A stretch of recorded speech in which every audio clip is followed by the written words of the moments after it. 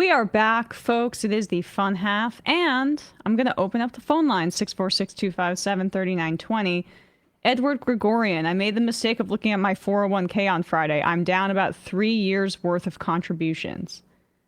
That was a huge gut punch going into the weekend. There will be lots of borscht dinners in the Gregorian household for a while. I'm so sorry. And you're funny, too. But, yeah, this is the reality. And I talked about the stock market and like who, the number of people that are invested in it and whatever, but this is going to affect anybody that has a 401k. And even if you're in that percentage of people that own no stocks, it's going to have an effect on the market, and you're already seeing some temporary layoffs. What was that? Stellantis? Yeah. America might never recover from this. Yeah. Yep. Yep. I mean, so we're going to have to look for other solutions. And it's going to be even tougher because if, I don't know. It's a lot easier to break than it is to build. We always say that, but let's take a call here. Calling from a 605 area code. Who's this? Where are you calling from? Is this me? This is you. Hey, this is the Disco Stew, longtime listener member. Disco Stew. Where are you calling from? Yeah. Hey, I wanted to call. I'm calling from St. Cloud, Minnesota, and we had a great protest for the hands off. Nice. On Saturday. Nice. Over 2,500 people showed up in the heart of Tom Emmer's district. And I wanted to get the word out because I sent you guys an email, but there's rumors floating around of a picture, incriminating pictures of Elon Musk, and apparently he fucked a pigeon. And I want to spread the word about this. It's very important. He needs to answer to these allegations. The American people deserve the truth. Thank you. All right. Well, that's it's the first I've heard of it, and I didn't make any accusation here. It's just Disco Stew. I feel like even if that's true, Disco Stew, it's kind of lower on the sort of league table of issues I have with Elon Musk. Yeah. Although we keep stacking them. I don't know if that'll break the bank, but we'll see. Anti-rocker, my retirement plan website has been down 2 days now. And I am sort of happy. I can't see how much I've lost. Too much winning. I'm so tired of it. Tree Toking Lefty started my Majority Report membership last month and have attended 2 protests in the last 2 weeks. Things maybe suck, but now's the time to get involved, folks. Left is best. That is such a wonderful, wonderful thing to hear. It also is just a way to find community, honestly. And shared experiences just to get out and see the numbers of people that are there. As someone who's been to, a good amount of protests in my life, it may not change everything, but it's a release at the very least. And then it also gives the opportunity for more organizing. I mean, yeah, consuming content is not nearly enough. And when it comes to these protests, there's a reason that all of the right-wingers are trying to say it's all Soros people, because it's a huge embarrassment to them when there's people in the streets. Yep. Bingo dango, many of us are going to be feeling the impacts of this economic disruption for the rest of our lives. Millennials, like us, we've been through a few different recessions. And yeah, I do feel, though, as I was saying earlier, for the folks closest to retirement, it's sociopathic. A Square. Emma Matt, I went to protest in my state and it was great. Hope that all the folks felt energized. Know that there was a lot of late 50s and 60s folks out there. Yes, both my parents went to a protest over the weekend, which I, proud of them. It's great. I wish we had more of organizing behind some of this stuff, but anyway, it still is good that they're getting radicalized. I wanted to thank you for having Laverne Cox on the show, hoping Brenda, one of our callers who identifies as a trans woman, was listening and hope she's well. About these tariffs, they also seem like another great distraction from the mesmerizer in chief. But you're right, Emma, the disaster will affect us all. It's good, however, to see the Tesla stock lose half its value. Yeah. I mean, as someone who doesn't own stocks, it's a little bit easier to have that sort of schadenfreude thing. But this is not a distraction. This is the #1 story in the entire world. Yep. Especially given the fact that this doesn't just, even if he reverses tomorrow, the level of uncertainty that he's created in the economy. Let's go get to some sound here. We've been talking around it a little bit. Let's do one. So, last night, Donald Trump was, we can't? The link isn't in the sound sheet. So Oh, okay. One sec. we'll have to we'll find it. I'll read some IMs and then we'll get out of here. Not get out of here. Damn it. Oh, it was Brandon pointed out on the stream today that Peter Navarro's Ron Varro charade. So I found Brandon pointed out on his stream today Peter Navarro's Ron Varro charade. So I found out Brandon's name anagrams to Donut Snob Rant, Matt to Helmet Watch, and Emma to Vegan Dilemma. You're solving it. Super useful. Thank you. Thank you so much. I guess Brandon got the ball rolling on the discourse. Okay. Last night, Donald Trump spoke to reporters on Air Force One about the tariffs. He's not backing off of them, apparently. And here he is on the plane being asked about it. You talked to a lot of leaders this weekend. Can you tell us, sir, were there any deals made? I spoke to a lot of leaders, European, Asian, from all over the world. They're dying to make a deal. But I said, we're not going to have deficits with your country. We're not going to do that because to me a deficit is a loss. We're going to have surpluses or we're at worst going to be breaking even. But China would be the worst in the group because the deficit is so big and it's not sustainable. And you know, I was elected on this. This was one of the biggest reasons I got elected was exactly because of this. And we're going to put tariffs, we've already put them on. It's not a question of we will. We're going to put them on. And those tariffs next year will make us $1 trillion. In addition to the $1 trillion, thousands of companies are going to relocate back into the United States. You talked to a lot Again, you can't do the tariffs before creating the capacity for these companies to come back to the United States. All this does is immiserate the consumer, immiserate the average American, offset the costs onto us. The tariff may be paid by the corporation that is trying to sell their goods in the United States.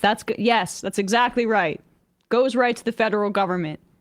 But what, do you think it ends there? No. Then they raise the cost of the good when they sell it here in the United States. And that is how they pay for the tariff that's been imposed on them on the federal government. And the people that pay for the tariffs are the American consumer. And this also begs the question, okay, so you're basically assuming that people have the capacity and the pocket change to pay for these increased goods, which would justify the tariffs. So after the tariff is imposed and these corporations raise prices here, what if people look for alternatives, right? For it to exist as a fundraising mechanism, people would still have to buy the goods that are being that have the tariffs imposed on them. And that's not the case. But okay, so then, all right, people are if you abandon the idea that it's going to raise a bunch of revenue, right, which they're saying is the case, okay, then you can talk about the domestic manufacturing and what that's going to incentivize. We don't have the capacity to make these goods here. We just don't. Did you see the railroad tracks outside East Palestine? This country is not ready to do that. No. Our entire infrastructure is not set up to do this. And again, and these tariffs, if they were done by Congress, then there may be some assurity and to people making economic plans that, okay, we're stuck with this for the time being. All business leaders are like, well, once Trump goes, or even if maybe in 90 days or something, there'll be some break here that we can go back to how it was before. So no one's actually planning to build a new shoe factory in Des Moines. No. And like what we're going to make iPhones here? Is this all a prerequisite to slashing labor and paying starvation wages for people even more than we already do? We can't do that here. And this is about Donald Trump wanting the whole world to come to heel and come to him. And then also, there are Republicans that love it because they're going to use this to justify tax cuts on the rich in this upcoming budget and cuts to Medicare and Social Security. The Social Security website has basically not been functioning for weeks because Doge is tinkering around in there. Seems like it'd be easier to cut it when the economy's doing well, but what do I know? This is where the right wing goes when they have literally nothing. There's nothing. There's no solutions. Like, this is the same thing we saw with Brexit in the UK, and there are criticisms of the EU to be made. But the way Brexit was carried out is just hurt their economy. Yeah, it's just smaller than it would have been if they hadn't done that. And this is just going to hurt our economy. America, by and large, will be less rich. Of course, we can take some solace from the fact that a lot of that, the majority of it is, the people that own stocks and the 1%. And it's great that they're hurt. It's not clear to me that their political influence is weakened because of this. And, if there's massive unemployment and layoffs and stuff like that, it's clear who really actually feels that, as opposed to the people who just have to, take less trips to Tahiti every year. Epish writes in, it's crazy you claim that we are unable to make electronics here. Biden's CHIPS Act just did that. Okay. First of all, a lot of the money for the CHIPS Act, this is the abundance critique, by the way. They criticize the fact, this is right, but I still maintain that the solution of arguing that government is the problem is incorrect. A lot of the funding for the CHIPS Act hasn't even been implemented yet.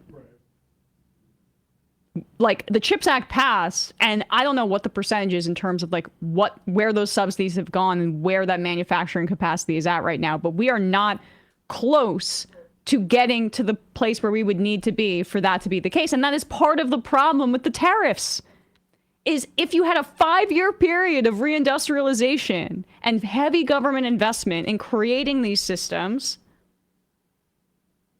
then you could do potentially targeted tariffs to create more manufacturing here and lower the cost of goods once we have the capacity to create those goods. But John Art says Trump paused the CHIPS Act. Exactly.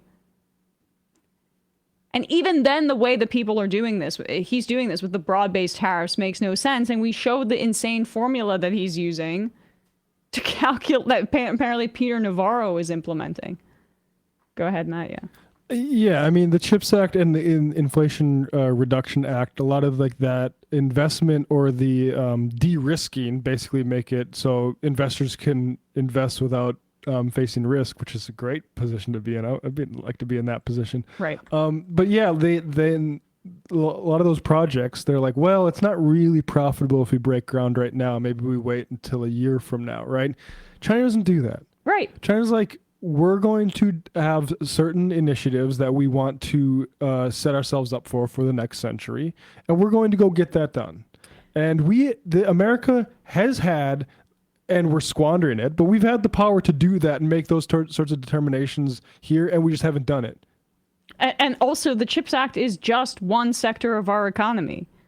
It's not. And we're not TMC or TC. What's TSMC? TSMC. Like the sort of cutting edge of foundries, unless this has changed very recently, but the small nanometer chips, the cutting edge stuff, that's still made in Taiwan. Epish, do you support a domestic production program because the abundance bros don't? I just said I did. But you just. Epish, are you making an affirmative case for these tariffs? Because maybe instead of asking about our takes, give your take. Yes, give an affirmative please. take for these tariffs instead of just, come on, Socrates. Wisco Disco, the Office of the CHIPS Act the office the CHIPS Act created was fired because they were all probationary employees. bits of geek. Not to mention the jobs within high-tech chip manufacturing requires education that this administration is trying to tear down. And whether we can make chips is one thing. Whether we can make an iPhone entirely, no, Yes. it's not happening. Jack from Wisconsin, LMAO at the CHIPS Act being done. Microsoft isn't even close to taking over the Foxconn site in Racine, Wisconsin. I don't think that there are even enough people here to take all these jobs. Yes. Epish says Trump's not interested in a domestic production program, and that's why he's doing reciprocal tariffs to force the markets open in abroad.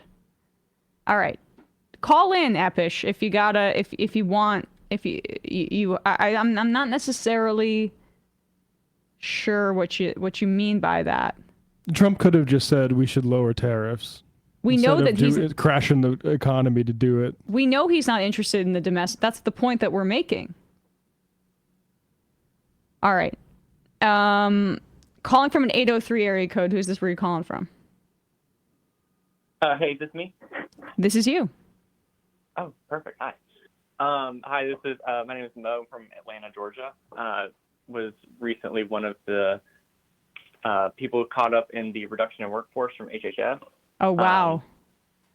The cut, I from what I've seen online, the cuts go deeper than what's reported, at least like widely. I think Reddit's been a really good, the HHS Reddit page has been a good source for finding out where the cuts are being made. Right. But the crisis that I'm worried about is the thousands of highly qualified but deeply federal workers who don't speak private sector jargon to become reemployed. Mm-hmm. So the influx of these are highly skilled, dedicated people who are not prepared to go through the job hunt. And these are career workers. These are career scientists and researchers and program managers, and they have all these skills. And I think one of the devastating consequences that we're going to be seeing down the line is people aren't going to want to come, even if a new administration comes in and cleans up, which unlikely. But are we going to see highly competent, highly skilled people want to come back and work in sectors like public health or child welfare or advocacy or exactly. or aid services? It's not like the government pays great, right? I mean, isn't this? Right. But that's part of what they want to do. They don't believe in public work, so everything has to be through the private sector.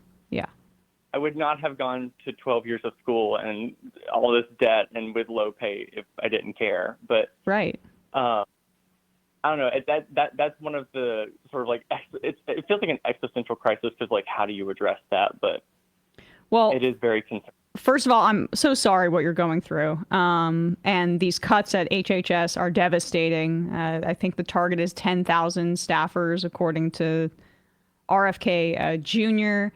and Doge or whatever. But in terms of help with the people that are getting fired, what percentage of your workforce is unionized? Do you know how many of these folks are in the public sector union? Off the top of my head, I don't know. I was actually expecting to hear from the federal unions on that, but I think they're so caught up in everything else right now that there's no way to make a centralized stand against any of this. I know that there are, we have external partners that HHS and CDC and all these organizations work with are advocating right now to reinstate these programs. Actually, I think that's the reason why HHS is rolling back and reinstating some programs is because external partners are being heroes right now and flying out to DC, making the calls, sending the email. So if there was ever a time to just shoot your local representative an email, the pressure does work. So I highly encourage anyone listening to please reach out. These services are essential to keep not only pragmatically a healthy America, but this is going to set us back on the international stage on research for decades. Yep. And I headlined this earlier, but the NIH scientists there have been working on a breakthrough with cancer. And now they can't even finish it because of these layoffs. Yeah, there's, I don't know the department I was with, but there's a lot of really great work that I mean, anytime something like this happens, which like it's unprecedented, it doesn't often, but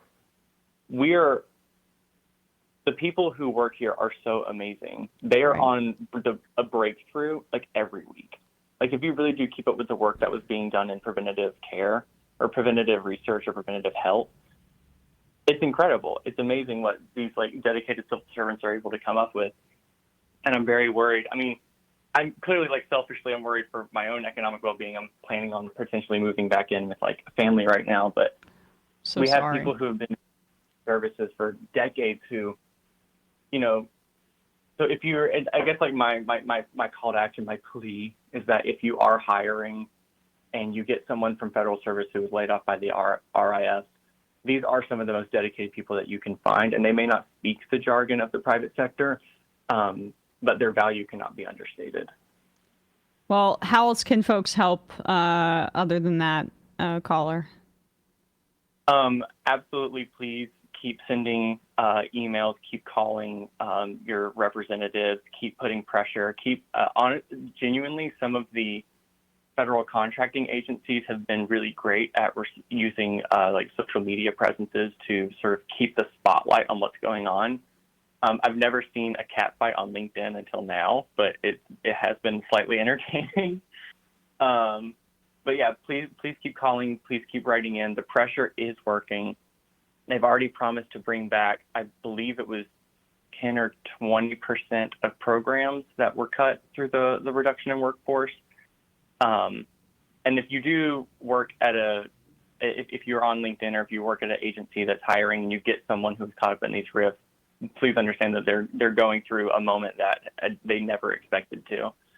And that these are some of the most dedicated people and deserve to continue creating value for, I mean, not only like the country as a whole, but like you don't find people like this everywhere. They're highly dedicated. So just please keep showing support online. Please keep calling. Please keep writing. Appreciate the call. Thanks so much.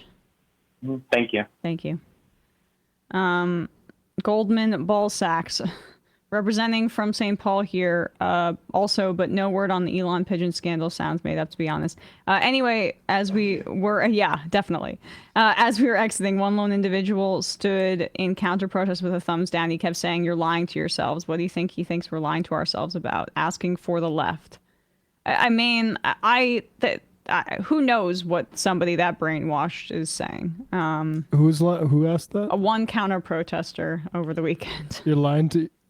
Saying to the other people protesting, "You're lying to yourselves," with a thumbs down. I think it's like the Dow Jones Industrial Average also lying to me, apparently, too. Well, the globalists control that, so duh. There's a lot of sad freaks out there. Noel from San Francisco, solidarity with the HHS worker, yes. Bitter Bernie Bro, OPM, read Elon has been charging federal employees union status within the system. Changing, I think. Yeah, changing. OPM, gotcha. Wow. That's insane. And definitely illegal. Should be. The other Russert. Wow, the troll attacks on this disaster give away the game by saying when manufacturing comes back, it will be robots, not jobs. Yeah. But you can own a factory. Both Lutnick and... robots make, things that you can sell. And you can have a robot sell them, too. You can do no work and just make lots of money. That's what AI is for. That's what we're all going to be doing in, 5 years. And all the leftists that said, this is bad, going to look very stupid when we're all at the head of our own factories. Yeah. Molly Gray Jedi, I've driven by the Scottsdale Chip Center. It's literally 3 football fields and there's nothing in it. And they are still shipping in the equipment for the factory to operate. It's basically an empty mall at this point. All of that is going to come to a halt if it hasn't already. Not your state rep. Intel is our only chip producer here, but they're behind the competition, Apple and AMD, for CPUs. And Apple could move here, but it would take a decade at least to reach even a tenth of the capacity and quality TSMC produces. This sort of stuff was within reach. We just need to, instead of trying to create a situation where investors funnel money towards certain things we want to do, we take their money with taxes and give it to those industries. Yep. What are the numbers here about this like market dip from the fake news report? Where does that start, Russ? Is that 3 with Hastert? 3 is the clip. 3 is the clip that started it, and then 4 is the description. All right, cool. Let's do 3 and 4. This morning, it was CNBC and then maybe Reuters. Reuters sent push notifications. They sent one saying, "Hey, Trump is considering this," and a follow-up saying, "Actually, that was fake news. Sorry for blowing up your phone with it." Yeah, because I mean, there's like a lot of probably wishful thinking here, and that's maybe the most innocent interpretation of this, because I think there's a lot of people who are motivated to change the trajectory of this completely collapsing stock market that has lost trillions and trillions of dollars in value over the past few days. So Reuters sent out, and CNBC followed them, sent out this notification saying that stocks are reversing course because a top Trump aide says that the president is considering a 90-day pause in tariffs for every country except China. And a lot of people wanted to hear that. A lot of people did. Turns out it wasn't true. But here is Kevin Hassett, who is the White House Economic Council Director, on with Fox and Friends this morning, where he's sort of insinuating that. Will you do a 90-day pause? Would you consider that? Or Bill, yeah, I think that the president is going to decide what the president's going to decide. There are more than 50 countries in negotiation with the president. We've got the prime minister of Israel coming today. We've had a reach out overnight from Taiwan. And but I would urge everyone, especially Bill, to ease off the rhetoric a little bit. The fact is that say 10% baseline tariff is on what, 14% of GDP. That's about how much trade we have, how many imports. And so 86% of GDP is affected by the deregulation and the tax cuts and everything else. And even if you think, and I think a lot of us at the White House think that these economic responses are exaggerated by critics, even if you think that there will be some negative effect from the trade side, that's still a small share of GDP. And so the idea that it's going to be a nuclear winter or something like that is completely irresponsible rhetoric. Oh, ease off the rhetoric, like the whole, nuclear winter that everybody is predicting. Just pull up, we have the timeline here. Okay, so that's 8:24 a.m. Hassett says that on Fox. But you heard what he just said. He did not say that he was going to do a 90-day pause or that he was considering it. That was Kilmeade's question. He said, Kilmeade, would Trump consider a 90-day pause on tariffs? And Hassett says, the president's going to decide what the president's going to decide. But Rupar clips it 5 minutes later. Then this account, Delta One, around 2 hours later, an hour and a half, tweeted that the White House is considering that's not the right video here. Tweets that the White House is considering a 90-day pause. Do we have that tweet? This is one of these like aggregators on Twitter. You'll see this on the NFL side, like that guy Dov Kleinman, who's just a bot that is very pro Tom Brady, but I digress. Just some of the worst people on the internet who, by the way, just like steal journalists' work and then mill it out for content.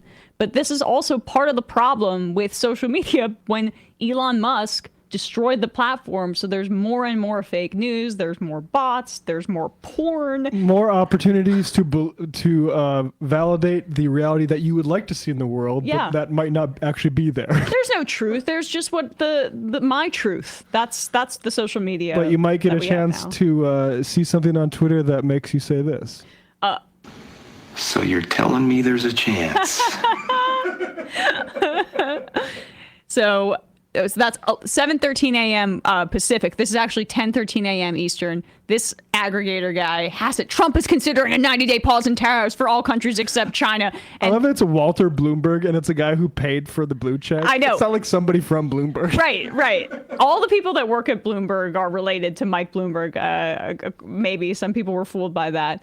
Yeah, D Ita 1 with the blue check says this. Delta 1, I guess that means. No, but that's an I. Yeah, that's weird. Delta 1.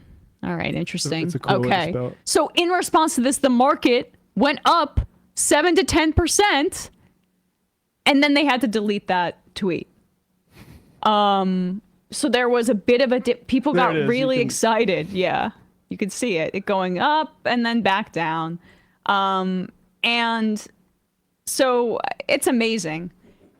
There's a lot of market manipulation happening here. And there's no doubt that everybody in Trump's immediate circle is insulated from this because they're going to know what's happens before it happens.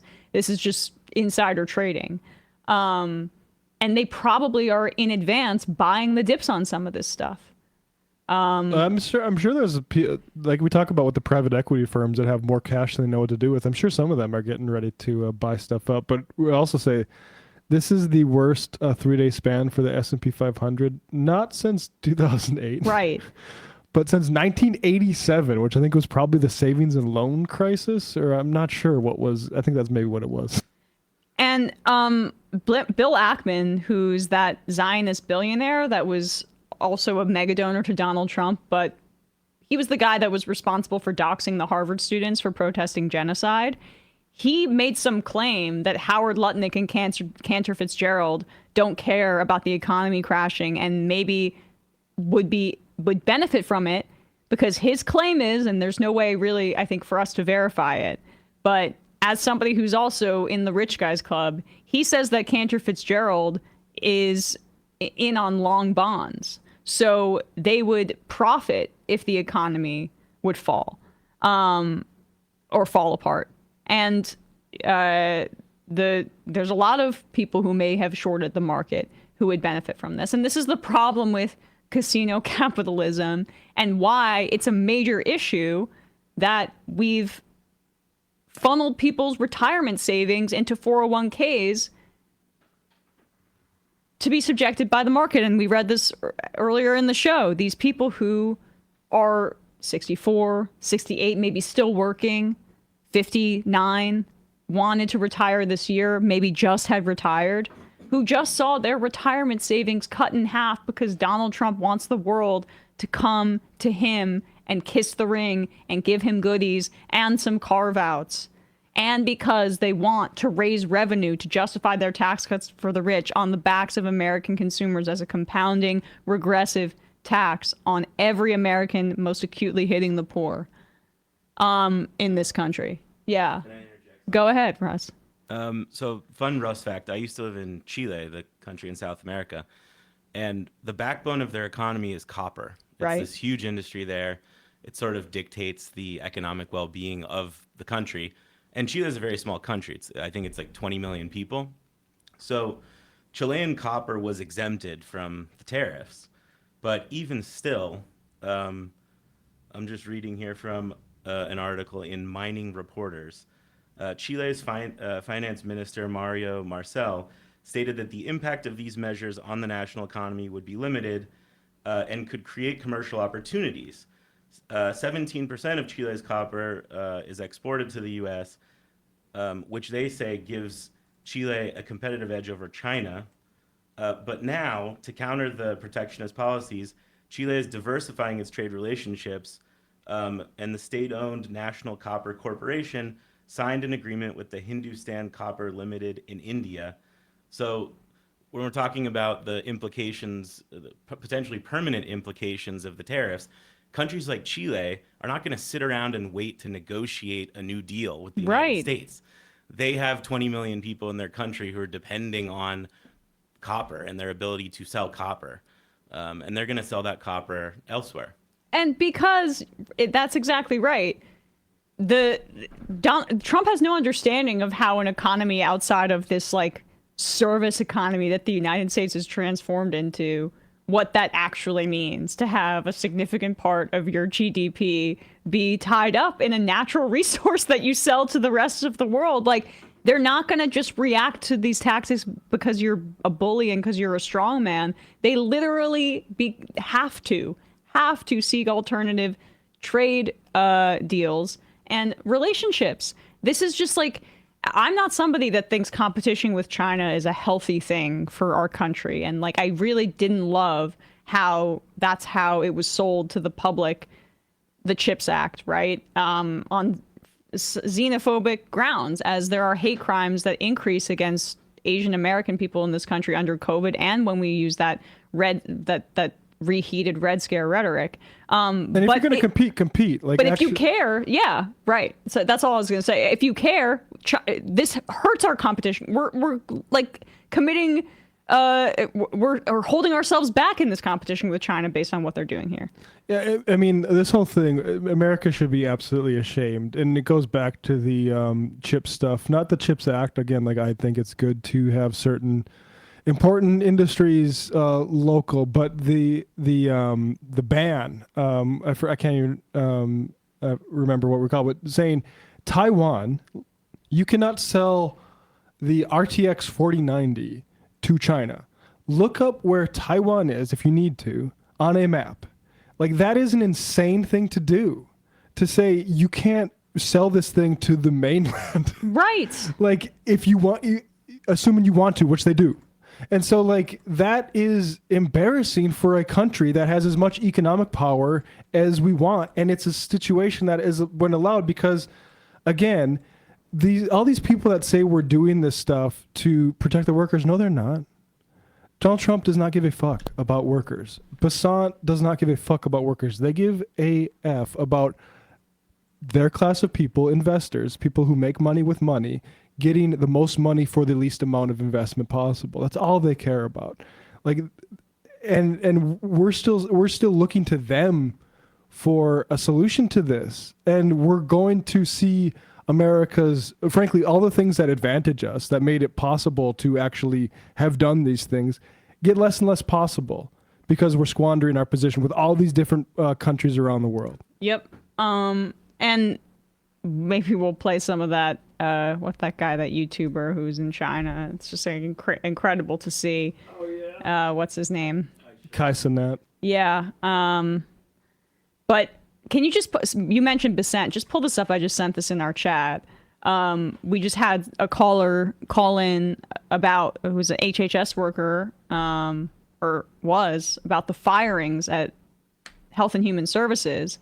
And we've speculated that this is part of them wanting to just eliminate public work so that they can put more public workers into the private sector and decrease labor power right now. But this is basically admitting it in this quote. If we have it here. The president is reordering trade, he told Tucker Carlson. We are shedding excess labor in the federal government and bringing down federal borrowings. And then on the other side of that, it will give us the labor that we need for the new So all the people that were firing from HHS and like the Forest Service, they're going to go work in factories. Apparently. Stupid. Just look at the non-reaction to Israel and Vietnam's effort to bring their tariffs down in order to avoid new tariffs last week. I don't think this White House is looking for opportunities to back down. I think they view this as a one-time shot to remake the U.S. economic order, with high tariffs being a necessary catalyst for that. I believe that this is going to work. I would fucking hope so. I mean, I don't believe you, but I would hope for their ends. Yeah.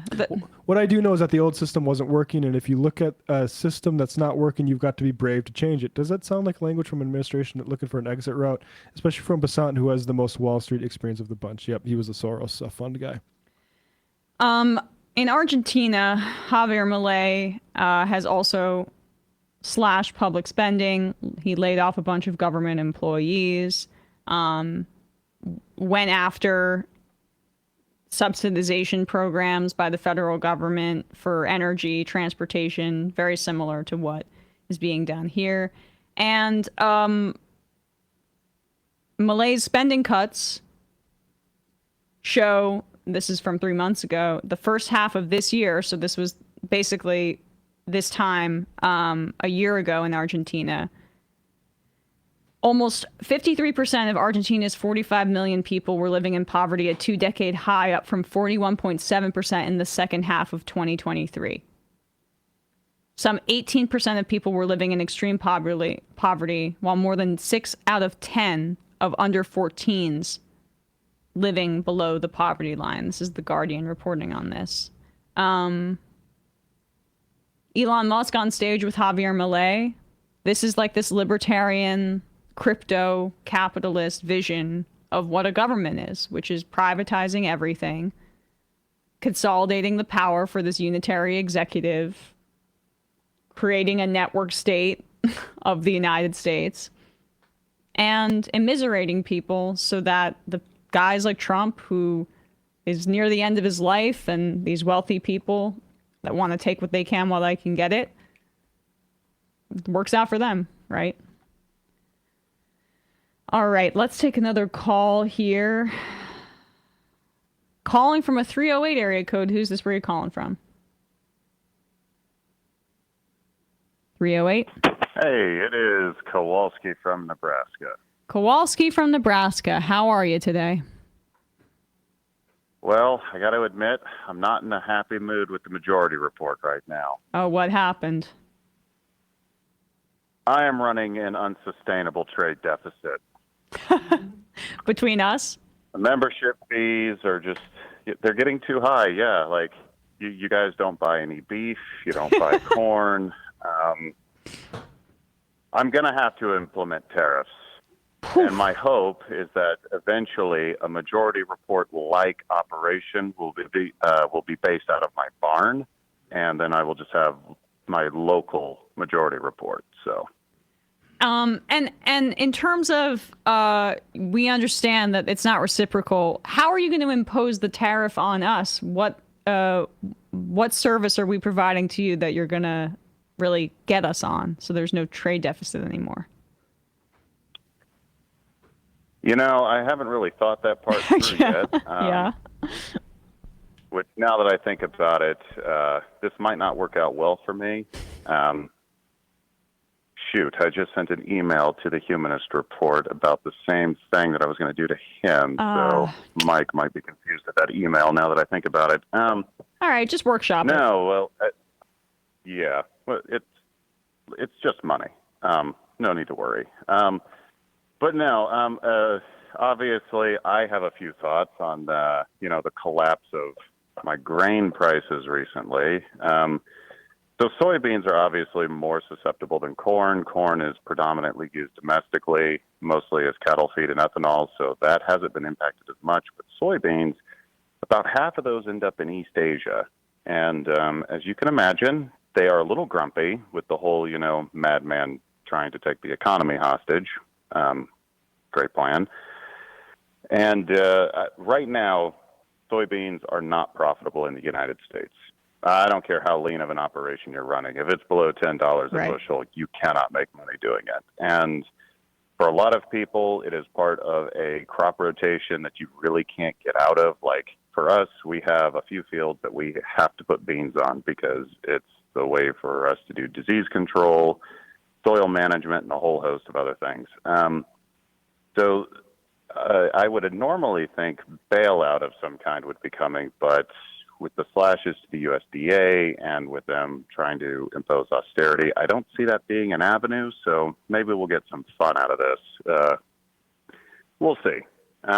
Yeah. And then you guys had that IMer earlier who was talking about, are you against building up the United States industrial plants, which I think all of us are for it. It's just this is a real dumb way to do it, and you are correct. No, yeah. How they're doing this is incredibly inflationary.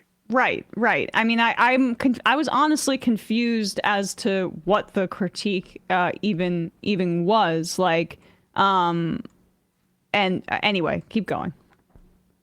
I'm for public investment. I'm just saying it has to come prior to tariffs, and Trump is never going to do that. So and the tariffs can't be these broad-based things. It would have to be a part of the entire industrial production plan and a part of after we create the factories to create those goods, it would be that's the tariffs we would impose on the rest of the world, basically. There's no economist that says this is how I would do it. No.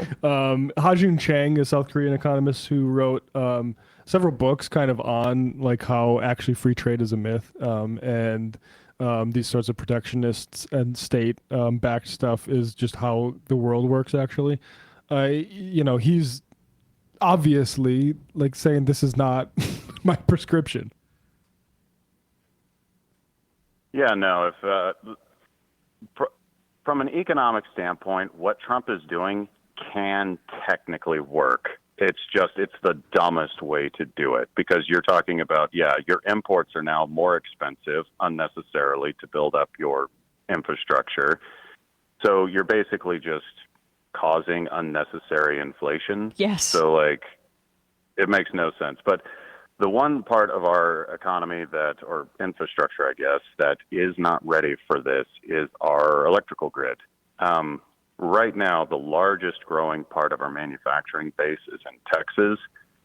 I'm sure you could talk to David Griscom about this, but the Texas power grid almost breaks every summer because you cannot run all of the manufacturing facilities, all of the air conditioning, and then all of the crypto mining and data farms.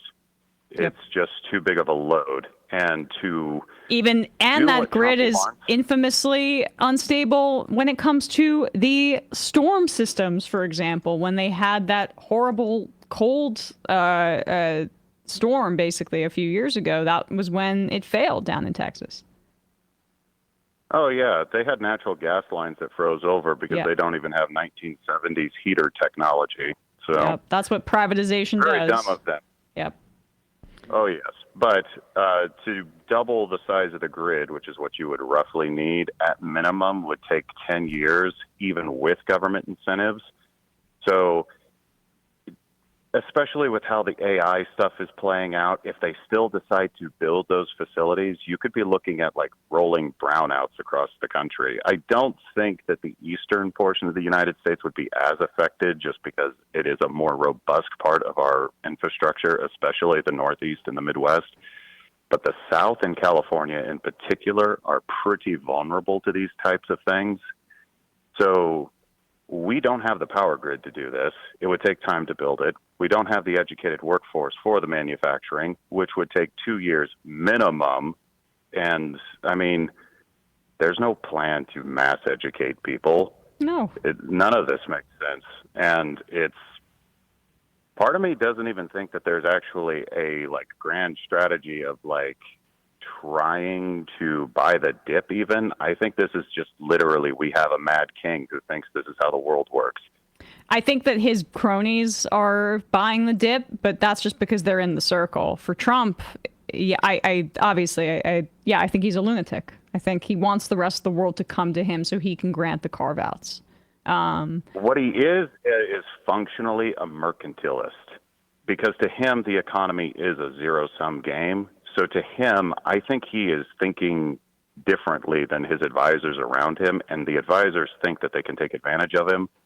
But he has his own agenda, and he doesn't seem to be breaking from it, which I think is different than the last go-around, because I think last time he actually had some people, as horrible as Mnuchin, as Matt just said off mic. But Mnuchin, who's just a traditional, free market capitalist crook, but Rex Tillerson, Reince Priebus, there were traditional Republicans in the room, and now it's just anybody that's actually a capitalist that's in the room is getting rich in their own way.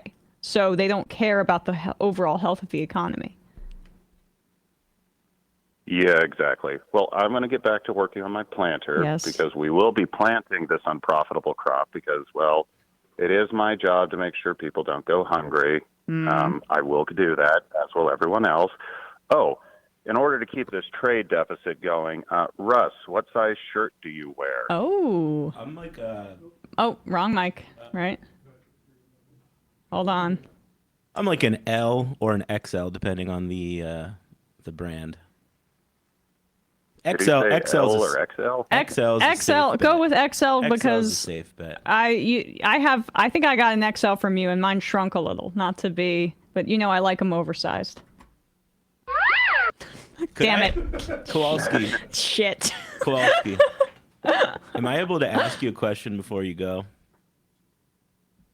Can you hear me? All right. Well, XL it is then. Oh. Russ, welcome to the show. Kowalski, I guess I hope- Russ's mic isn't going through the board. Hold on. Kowalski, Can you hear him now? Thank you in advance. And I also just now I can hear him. I had one question for you quickly, if that's okay.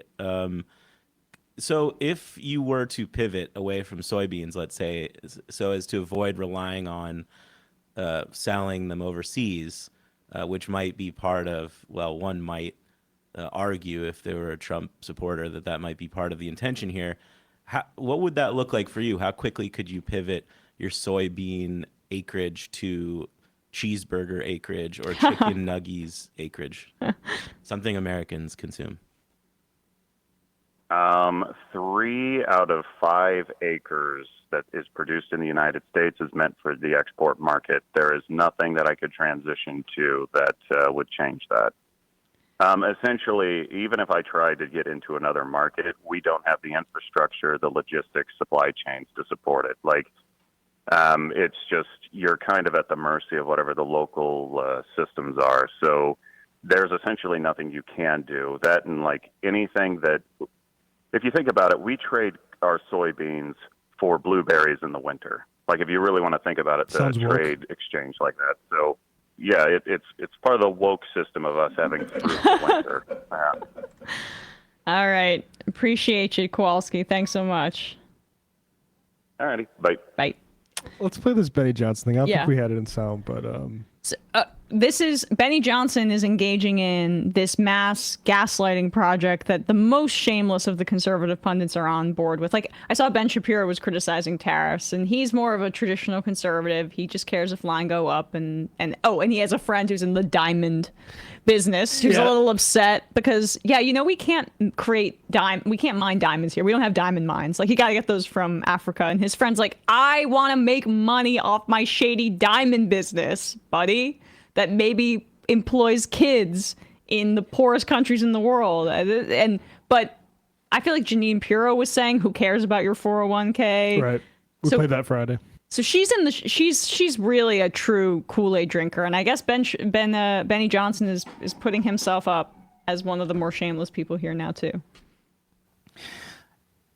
Losing money costs you nothing.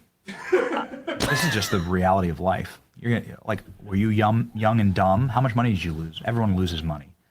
Everyone loses money. It costs you nothing. In fact, it builds quite a bit of character. In fact, you learn a lot of lessons actually by losing money. Wait, hold on. Losing your I just have to fact check for a sec. Isn't that the main thing it does? Does it cost you something when you lose it? Right. Losing money kind of definitionally does cost you. You can actually put a dollar figure on it. But maybe he's thinking about our spiritual well-being. The stuff that conservatives are always interested in. Yeah, sure. I'm sure that's what plagiarist Benny Johnson's thinking about. Quite a bit of character. In fact, you learn a lot of lessons actually by losing money. Oh. Losing your character costs you everything. Losing your country costs you everything. There are things you can't get back. The government can print more money, and it will. Sadly, that's just the reality. Wait, why sadly? If you could just do that, it's just so there's a boom and a bust every 10 years, and it's been that way since the invention of modern markets in the 1600s. The Dutch crash of 1649. You ever heard of it? It's just the way that it works. It's the way that monetary policy has always worked. There's going to be ups and downs, especially as things. You mean capitalism? I Right. say monetary policy, you moron. Especially as the table gets reset. And why is he whispering? He's trying to calm everybody down. Monetary policy has always worked. The mic closer. There's going to be ups and downs, especially as the table gets reset. If you lose the character of your country, if your town gets hollowed out, give me that photo of that town, man. Give me the photo of that. Why is he so somber? The thing is so if your town gets hollowed out, the thing that hollows it out is losing money. No, it's migrants. No, that's one hypothesis. My understanding of it is, say, investment all of a sudden goes down in places like the Rust Belt, for instance. I don't think it was a spiritual malaise. I think it was money was leaving there.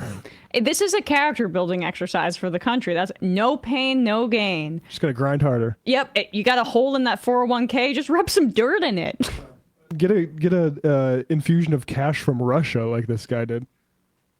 Your town gets hollowed out, and your entire neighborhood gets addicted to opioids, and your steel mill shuts down, and your farmers can't grow crops, and there's no more cattle ranchers, there's no more cowboys. We just had it's a mindset problem. There's no more fishers. Yeah.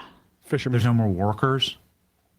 And we're completely and totally dependent upon slave labor peasants across Asia to make every good and service. Conservatives are like, I like that. Pharmaceutical.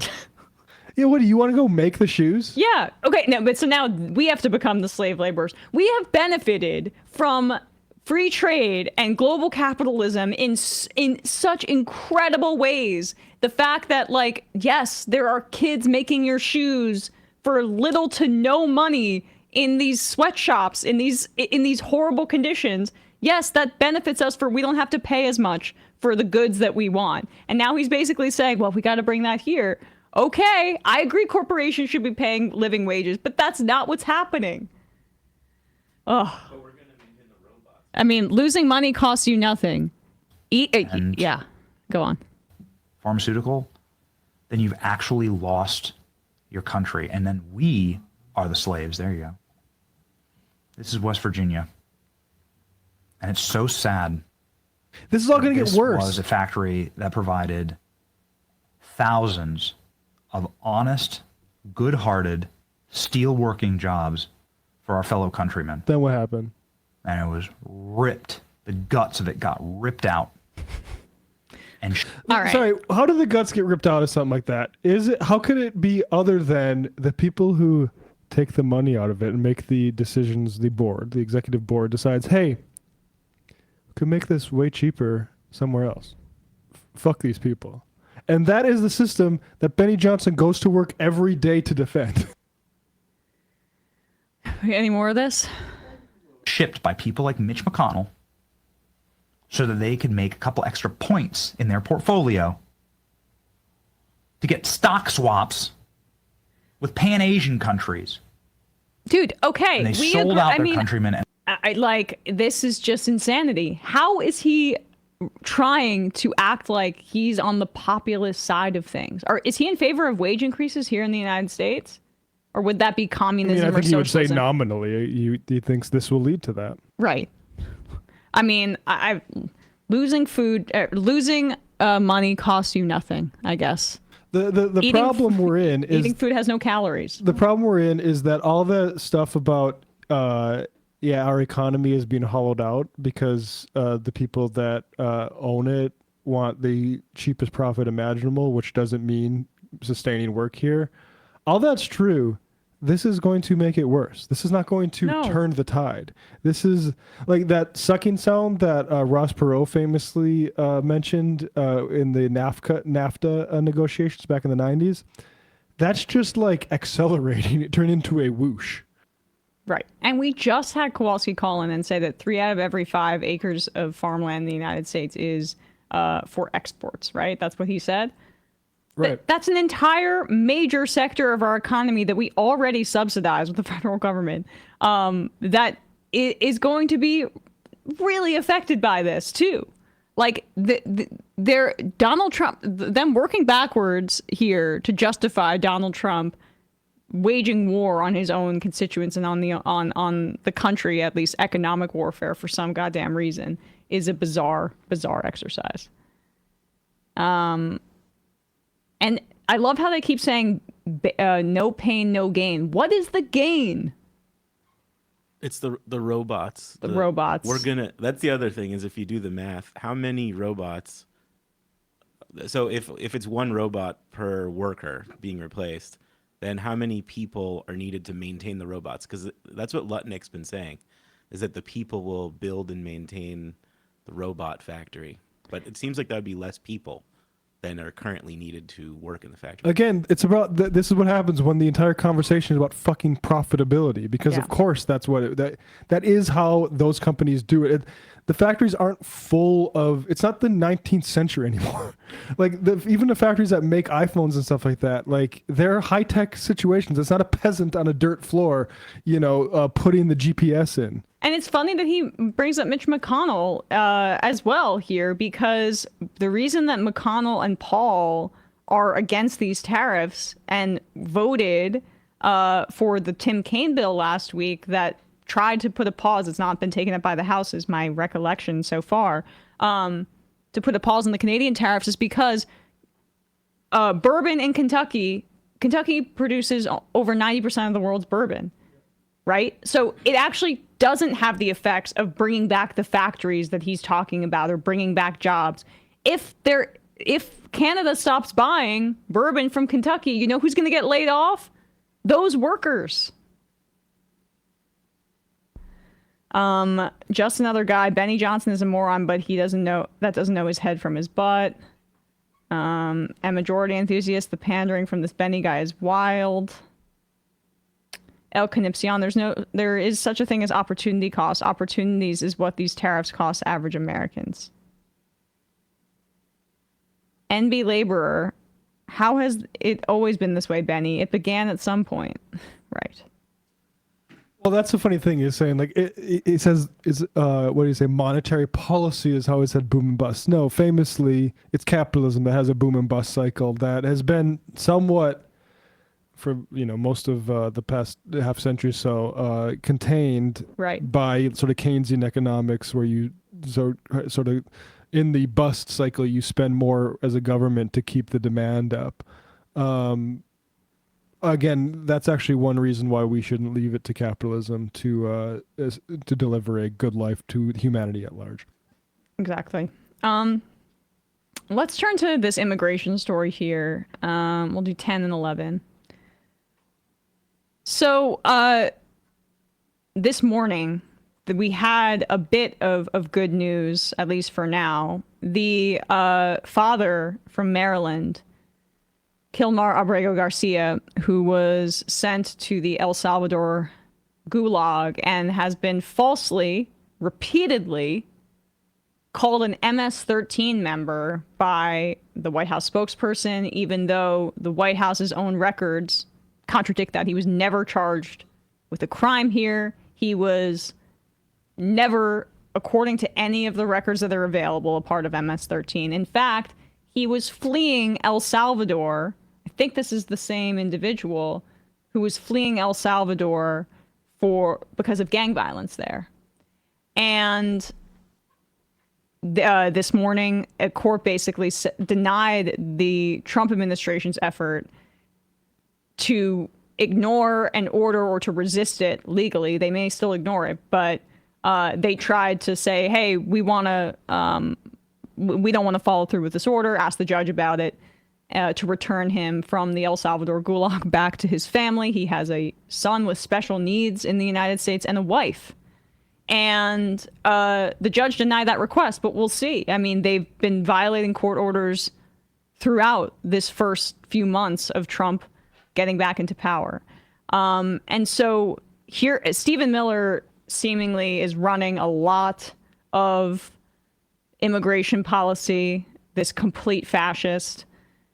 The way that like the official White House account is acting like a 4chan troll when they detained Mahmoud Khalil for his free speech protesting the genocide in Gaza. The official White House account tweeted Shalom Mahmoud.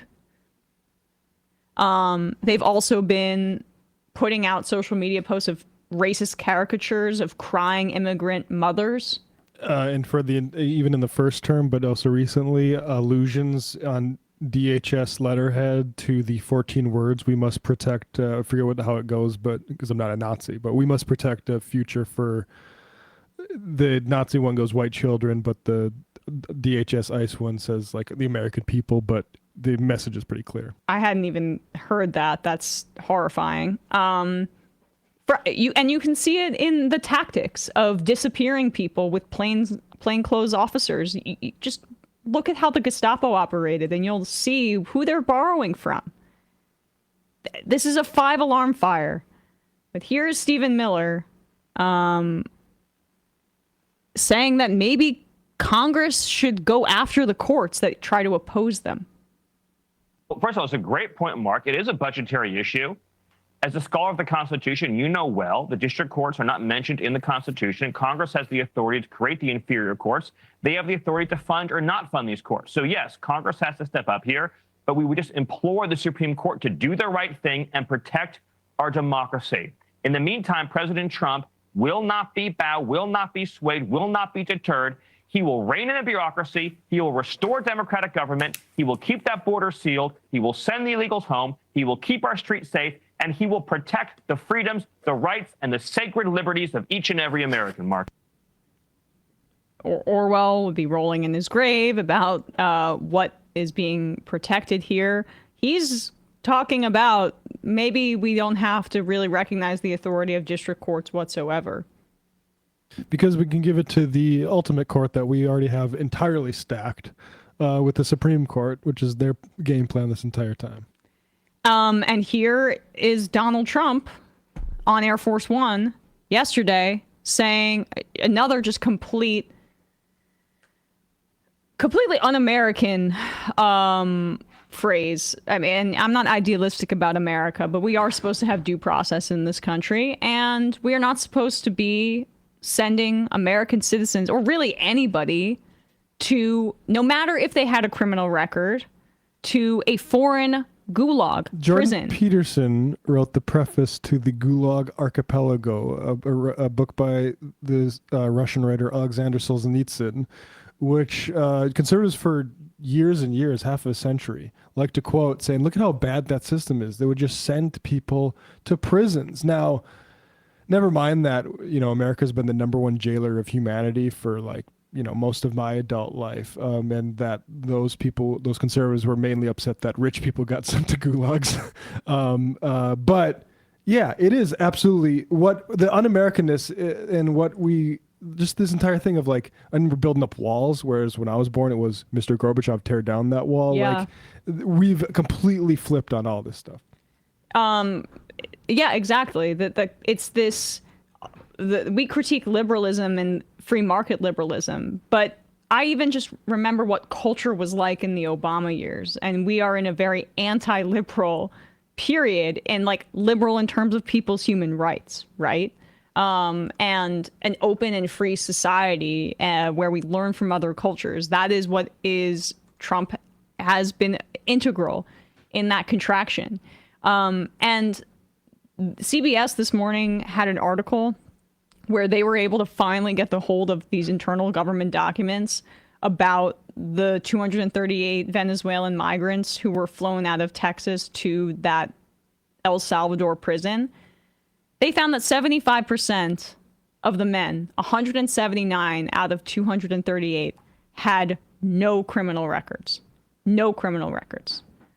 Now, and even guys like who I just, from El Salvador, the man who I just spoke about, the Trump administration says they have they're laughing. They have no power to return him. But that's not even talking about that 75% of that group of people that have no criminal records that were just sent there with their head shaved. They say it's not our jurisdiction. Well, we shouldn't be sending people there. That's why. They want people outside of our jurisdiction. And now potentially Trump floats here the idea of doing this to American citizens. Back to El Salvador, the president there said he would be willing to take American citizens in the federal prison population. Is that one of the ideas they're going to be discussing? Well, I love that. If we could take some of our 20-time wise guys that push people into subways and that hit people over the back of the head and that purposely run people over in cars, if he would take them, I'd be honored to give them. I don't know what the law says on that, but I can't imagine the law would say anything different. If they can house these horrible criminals for a lot less money than it costs us, I'm all for it. But I'd only do according to the law. But I have suggested that, why should it stop just at people that cross the border illegally? We have some horrible criminals, just stop before American grown and born. And if we have somebody that bops an old woman over the head, if we have somebody that is in jail 20 times and goes back and shoots people all over the place and then has a bad judge or a bad prosecutor that do nothing about him. All they worry about is politics. They don't worry about that. I think if we could get El Salvador or somebody to take them, I'd be very happy with it. But I have to see what the law says. You have to see what the law says about sending American citizens to an El Salvador prison. If he bopped the old woman on the head, did the knockout game. Yeah, I mean, honestly, maybe we should consider this. Maybe somebody who's had over 90 criminal charges levied against them, that kind of thing. That El Salvador thing is going to end up with bodies underneath it. He said the quote is, "Why should it stop at people who come across the border?" Should have stopped before that. This is psychotic. This is fascist. And I have no doubt that the private prison industry is licking their chops at how they can get some contracts in with El Salvador at this kind of thing. We can warehouse people and make profit and maybe cut down on our overhead if it's overseas in El Salvador. We don't have to worry about what? I was gonna say that's the problem is like GEO Group's gonna be like, hey, don't be sending all these people to El Salvador. We want these contracts. Right, but don't act like you're actually that concerned about how much it costs. You think they're not going to get a contract in El Salvador, but they just don't have to pay the prison guards as much? Well, I don't know how El Salvador does if they Maybe. let foreign. I don't know who run those prisons down there. But it does seem like Bukele got some sort of financial deal. It's been all but confirmed for doing this. There are going to be people that line up to volunteer for this kind of thing.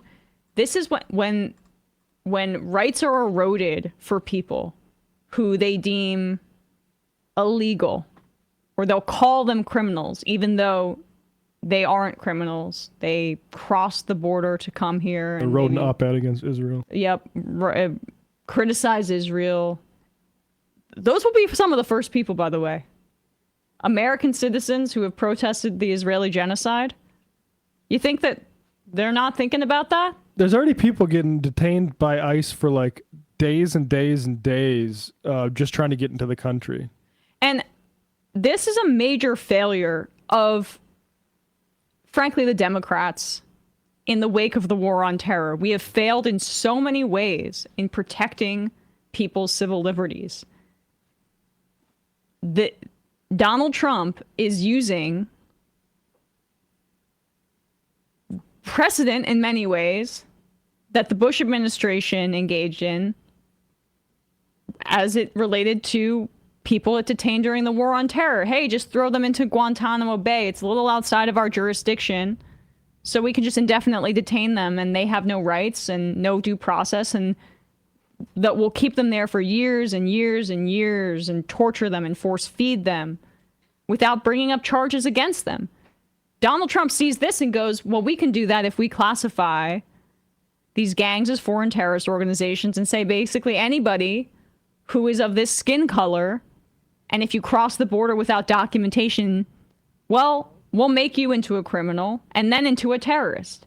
And then once they don't meet their quotas and the Gestapo, I mean the ICE agents, have run out of people to deport to this prison outside of U.S. jurisdiction in El Salvador, well, let's go after the lefties, the commies, the people who are opposing genocide, or just people that are Latino broadly. This is how this happens. And we should have had a much more robust recreation of our civil liberties. Instead, the Obama administration was going after whistleblowers and escalating drone strikes and things like that. We've continued to allow Republicans to dismantle our institutions, and then we have liberal maintenance come in, and they keep things as they are, and then a Republican gets elected and makes it worse, and we build off of that. And this is the surveillance state that was enabled by the war on terror, where a bunch of guys got rich. Peter Thiel, Palantir, using all of this dystopian technology to monitor us all and then set us up for our rights to be taken away. And so these people are not criminals. They're not criminals. And everybody that gave this framing justification made it easier for them to target everybody else as well. the complacency is really the issue here that we're dealing with. This map here, I've saw the entire Obama administration through Trump, through Joe Biden the second. This is the 100-mile border zone in which border enforcement has a lot more leeway to fuck your life up and search you. And that's just one example of the sort of thing we just left on the books. Probably we'll never have to worry about it. Probably we'll never have to worry about the Alien Sedition Acts or whatever the fuck John Adams did that Trump's using now. Like, probably just leave that stuff on the books and don't enshrine any more rights because, you know, you don't want to get too far ahead of midterms.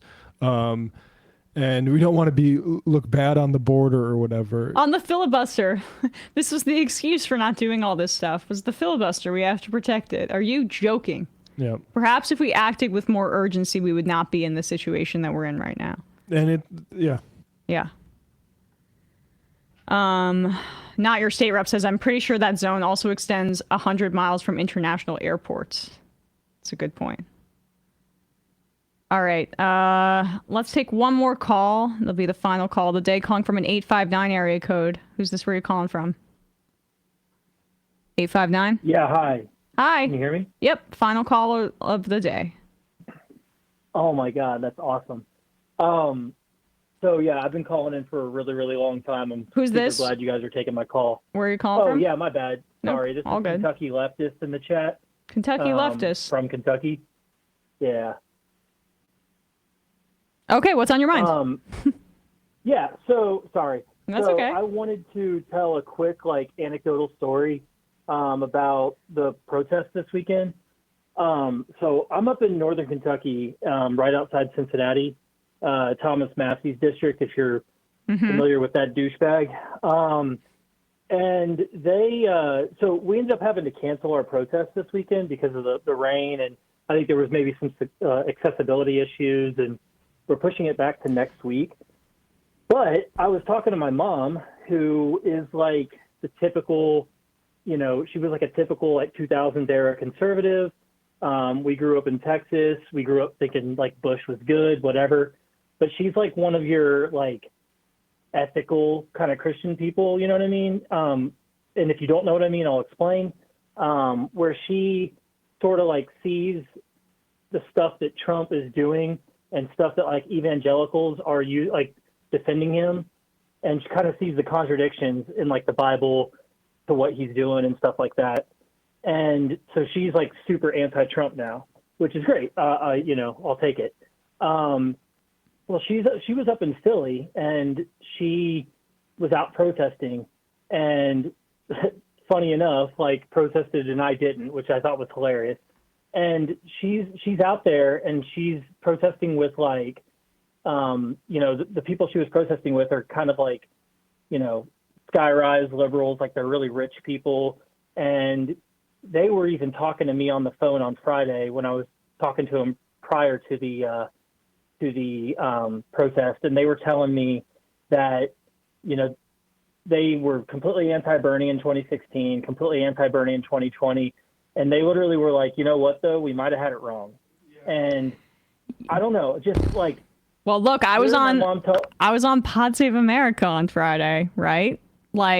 Oh yeah, I didn't see that yet. Sorry. Well, I'm just, I guest hosted, and I appreciate them having me on because I think it's part of, I think both of us were hoping we could bridge that divide a little bit between some of those liberal people. And I was seeing moms wearing keffiyehs and Luigi hats at this protest. Someone was photographing it. I think that there are some folks, some liberals that are ready to be radicalized here. Yeah, I listen, I 100% agree. And honestly, as we were talking, she was telling me about, there's this couple that we knew when we lived in Texas. I was obviously a kid at the time, but they moved out there to California to do missionary work. And I know that sounds weird. If you're rolling your eyes right now, I can't see you, but I rolled my eyes too when I heard about it. So initially we completely wrote them off. These are missionaries that moved out to California to spread Christianity. That doesn't sound super whatever progressive thing. But my mom was even talking to her, and she was like, yeah, we freaking hate everything he's doing. Like everything he's doing is, it completely goes against like, the Bible, like what Jesus would have preached and whatever. And I'm not here to like preach to you guys. I don't even practice anymore. So it's whatever. But I just think that like, I don't know, to the extent we have elections in 2026 and 2028, like I wouldn't write off, and I know you guys don't do this, but this is just for anyone listening. I wouldn't write off like those people in your lives who, you would automatically assume like, oh, they're probably Trumpers. You know what I mean? Yeah. Or even just libs, like centrist libs. Like, I think people are more ripe for change right now than in probably at any point in any of our lifetimes. I know we're all young on here today, but I mean, I don't know. Like I see movement politics like stronger in this era than maybe even like the late 60s, like the Vietnam push and stuff. So I don't know. I'm inspired by it, and I think everyone else should be. And just don't write off people in your life, because you never know like who actually like where people actually stand on stuff. That's all I wanted to say. I appreciate that. I agree with you. Thanks so much for the call. Yeah, thank you. All right, guys. With that, do we have time for one more clip? What do we got here? Oh wait, let's just do this thread. Actually, I wanted to cover this measles thing. So a second child with measles has died in Texas. There is an outbreak in the Texas area. I think it spilled over into New Mexico too, of measles. And now again, second child died. Infections over 500 people in Texas alone. And here's this thread responding to RFK Jr., who did tweet out this statement. I came to Gaines County, Texas today to comfort the Hildebrand family after the loss of their 8-year-old daughter, Daisy. So this isn't the full statement in the screenshot. I think the thread goes through it, but it does. At one point, he says, I encourage folks to get vaccinated, basically, against measles. And this basically doctor goes through what this case says. So said, let's start with what we know. Can we go to the top? Okay. Today we learned the sad news. Another kid died from measles in Texas. We also learned what RFK Jr. will and will not say. So this thread breaks down what is said and what is unsaid in these statements here. Let's start with what we know. The death announced today was an 8-year-old girl. The hospital reports she died of measles, pulmonary failure. They also report she was unvaccinated and had no other health conditions. Her death was the third measles death in the past few months, the second child. There have been more pediatric deaths from measles in the past 2 months than there have been in the previous 2 decades. This isn't just a coincidence.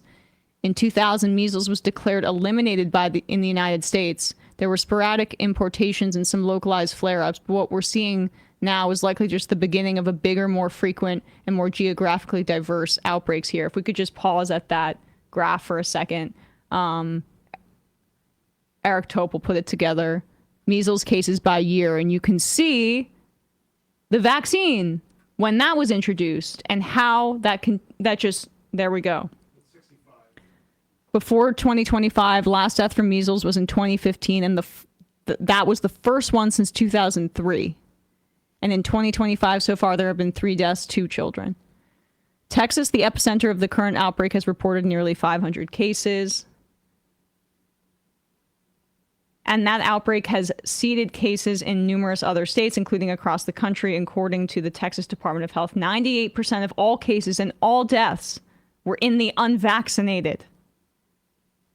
But you can see that there were 3 cases for someone who just was vaccinated with 1 dose and 7 vaccinated with 2 doses. But it makes it more likely. Those kids were killed by unvaccinated kids. Yeah. Well, it's the 2 deaths, I think, were kids that were unvaccinated, or they were at least cases, right? They got infected. Sick. Right. Yeah, infected got sick. Yeah. Many saw the New York Times story this morning about the second measles death. At the time, it hadn't been confirmed by HHS, CDC, or the Texas Department of Health. This Dr. Craig Spencer says that it reads as a way to buy time to control the narrative, although they are It is clear. So we don't, this part we don't necessarily need. But he basically goes through, and I think we're good here, the fact that the government was at this point not necessarily confirming that that was the case. But can we go to RFK Jr.'s statement? I know I didn't have it ready, my bad. Because it is notable that he's encouraging people to get the vaccine. His full statement on his Twitter. Sorry about that. If we could just find it, yeah. It's encouraging that he's telling people to get vaccinated, but the problem is it's too late. Yeah. Who that needs to see that message is going to be following? Yeah. Way too late. Put in Secretary Kennedy. That's what I'm referring to. Yeah. Secretary Kennedy. Here we go. This is what there we go. This statement. Here it is. The part at the end. The most effective way to prevent the spread of measles is the MMR vaccine. I've spoken to Governor Abbott and I've offered HHS's continued support. Yeah. It's too late. Lock him up. I'm sorry, like, we have been way too much grace has been extended to anti-vax people for the past half a decade. We should have taken more stringent hand in suppressing anti-vax stuff on social media, in my opinion. Yep. The America, I believe it was a Pentagon, maybe it was CIA, some other organization like that, spread anti-vax sentiment in China during the pandemic. China said, actually, we're going to nip that in the bud. We should have also done that here. It has been, and there should be way less tolerance towards this sort of thing. These people are anti-civilization, anti-society. There's nothing here there's no like, oh, actually people like Brett Weinstein need to go through the science on fucking YouTube. No, they can get into the lab and into the journals and publish stuff there. But they can't. That the anxiety, that places like Facebook or places like YouTube need to be open for this sort of bullshit is a fucking joke. It should be censored. It should not be allowed on the goddamn platforms. Yeah, they can't get published in journals. That's part of it. So then they have to go after the idea of peer review, and they undercut. It's an anti-intellectualist movement that's been an anti-science, anti-public health movement that's been enabled by our social media companies. Just scroll to the replies here, because this is why the cats are already out of the bag. These are maybe not here. Just keep going. His top fans were really pissed about this. Maybe this isn't exactly the fans that I saw. Yeah, why would you write about this? Blah, blah, blah. All right, these are more sane people now. But there were all his fans were saying, how dare you? How dare you encourage people to get, like now that he's laundered his reputation or he's cashed in, basically. He's HHS secretary now. Maybe he has to actually say this kind of thing, but it doesn't mean that the entire crop of anti-vax conspiracists that followed his lead aren't going to be there to influence these same people who are already primed to believe this kind of crap based on what RFK Jr. had been selling them. Snake oil. And people are going to die because of it. And kids are dead. There's cold dead kids because of this shit. Yep. But let's act like it's a free speech issue. Kiss my ass. Dave from Jamaica, when it comes to public health, I am very authoritarian. People should not have the right to refuse vaccines. Yep. Unless they have some sort of medical exemption. But, I mean, that's how schools were. That's how schools have been. But this is how, the school boards and other areas of the country, they're trying to push for this kind of thing. It is a major risk to all of us. Juice for Jesus. I agree that there's fertile soil to radicalize people in a positive direction in this moment, but the right wing is working on doing the exact same thing in their direction. This is the main current battle, along with trying to reduce the harm of the administration. That's why it's really a shame of people like the polymarket populists to declare that the recent protests are counterproductive. Oh, did they say that? Of course. Because they weren't invited. Yeah. Yeah, it's because they can't monetize it. Suggesting that they're trying to appeal to Trumpists over a beer is better use of time than protesting and networking with others in order to build up further collective resistance actions is completely bankrupt. Yeah. Go have beers with Ben Shapiro and Dr. Phil. There's no appetite for that kind of thing either, too. Like, they missed that train by a few years. Like, Dave Rubin actually probably, despite being stupid as hell, timed it accidentally pretty well. He was able to get some money. Nice house. Yeah, no, I honestly, that shtick of why I left the left or they're basically just centrists now. Everyone's doing it wrong but them. Yeah, I know. And it's a sales pitch. Yeah. Dobby Wan says politicians should wear their corporate sponsors' logos on clothing like NASCAR. They can wear hats and capes for more space. Southpaw Welding, outbreak is also in Oklahoma. Yep. Not your state rep. Guys, I was wrong. It's not international airports. I gave fake news by accident. My bad. Okay, no worries.